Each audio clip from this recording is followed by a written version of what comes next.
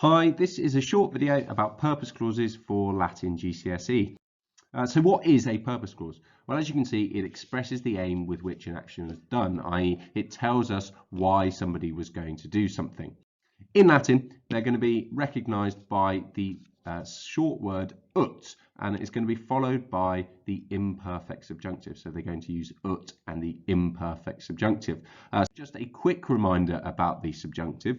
So because purpose clauses only use the imperfect subjunctive, we can completely disregard the pluperfect, and instead we're going to be focusing on the imperfect, which, as we can see from the color coding with the principal parts of paro up at the top, is going to be using our second principal part, is going to be using the infinitive, and we're going to add personal endings to it.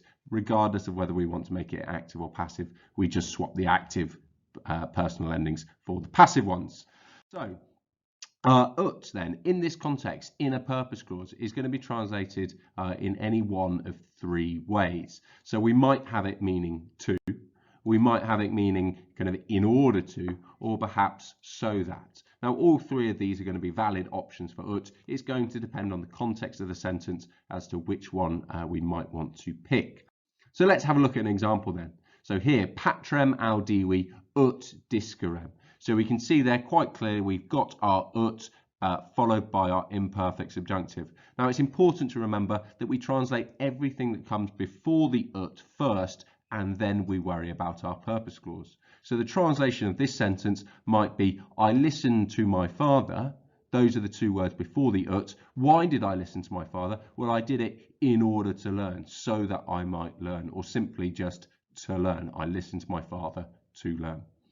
Now, in terms of different translations, so I gave all three different translations of ut, and I think actually that probably the most natural one in the English is just to, ut meaning to, but we're going to see in this example that so that might work quite well if the subject of our purpose clause is different to the subject of our main clause. So again, we have our ut and we have our subjunctive defenderent.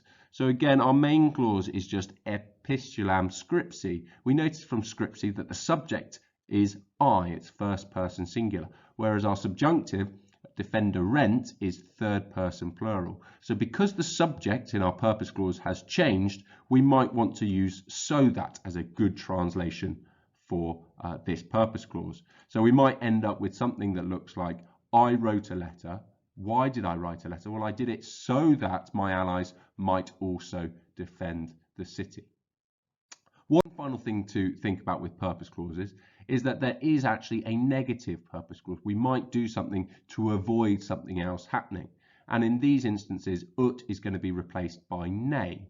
So here we can see that we have nay followed by an imperfect subjunctive, and we're going to translate it in the same way.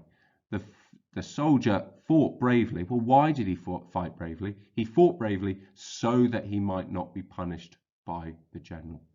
So to sum up, purpose clauses can be recognized by ut followed by the imperfect subjunctive, and ut should be translated as to, or in order to, or so that. And purpose clauses express the reason behind why somebody does an action.